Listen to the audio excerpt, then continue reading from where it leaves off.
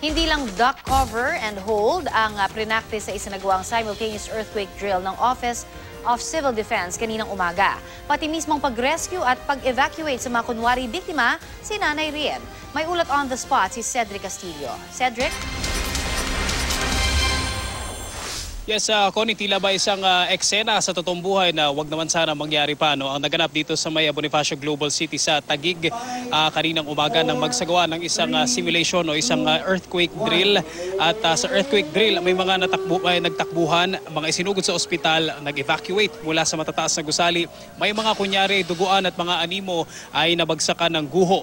Isang linggo bago ang Metro-wide shake drill na pangungunahan ng MMDA, isinagawa naman ngayong alas 9 ng umaga ang nationwide simultaneous earthquake drill sa pangunguna naman ng Office of Civil Defense o OCD. Sabay-sabay na ginanap ngayong umaga sa iba't ibang bahagi ng bansa, isang venue kada rehiyon, at dito nga sa Bonifacio Global City sa Taguig isinagawa ang drill para naman sa Metro Manila.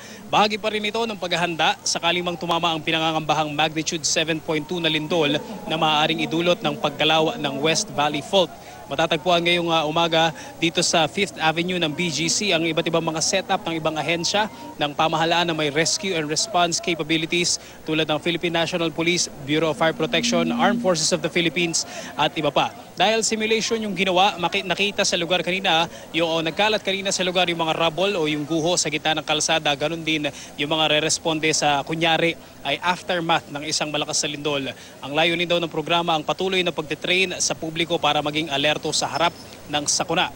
Panauhing pandangal sa pressing of ceremonial button na siyang naging hudyat ng National Simultaneous Drill si Defense Secretary Voltaire Gasmin, AFP Chief Lieutenant General Hernando Iriberi, the NDRRMC Executive Director Alexander Pama, PHIVOLCS Director Renato Solidum at mga local official ng Taguig City. Nakausap natin kanina si Director Solidum bagong programa. Tayo sa kanya, positibo ang response ng publiko sa kampanya para maging handa. Lalong-lalo na raw nang ilabas ng PHIVOLCS ang Valley Fault at Atlas. Yun nga lang, nananatili pa rin daw na problema lalo na sa Metro Manila ang mga low-rise residential structures na itinayo nang hindi naaayon sa building code ng bansa. Sakali man daw kasing magkaroon ng isang malakas na lindol, 13% ng mga low-rise buildings sa Metro Manila o equivalent sa 170,000 na mga low-rise sa mga bahay ang pinangangambahang babagsak base sa mga pag-aaral. Cory? Yes, Cedric. Gaano ba kadalas, ito na ba ang kahuli-hulihan na maririnig natin ito dyan sa area na yan? Kasi ang alam ko, ang MMDA may ikakasa rin, na malawakan naman sa July 30. Pero itong dito, mayat-maya ba yan? O for the meantime, ito muna ang kanilang gagawin? Kasi alam natin, may gastos din nakaakibat yung mga ganyang simulation. Yeah, Connie, sa ngayon ang malinaw sa atin is yung magiging schedule ng shake drill na isasagawa ng MMDA doon sa July 30, Metro-wide ito. Yung sa pagitan ng araw ngayon at saka doon sa darating na linggo ay hindi pa malinaw sa atin ngayon yung mga magiging schedule kung meron pang iba pang mga drills. Although nabanggit sa kanina ng lokal na pamahalaan ng Taguig, gayon din kasama yung mga opisyal ng NDRRMC, is hindi ito definitely magiging huli. At kanina nga nabanggit din Director Solidum, hindi naman marami daw mga drills at mga simulations na hindi naman nako-cover ng media. So yun daw yung positibong sign na naiintindihan o nagre-respond yung publiko sa ganitong mga drills na isinasagawa na dapat nga daw ay seryosohin, Connie. Nabanggit mo kasi kanina na naging positibo itong kinahinat na naman ng simulation na ito. Can you elaborate please on that particular statement mula kay PHIVOLCS Director Solidum? Dahil ang nakikita natin na sumasali dyan, maaaring kawani din nila at may ilan pa ba na mula doon sa mga private sector, halimbawa ay mga office workers dyan na sumali talaga? Kanina actually, Connie, kung makikita lang sa camera natin, may isang, hindi matatanaw, may isang malaking building dito na under construction.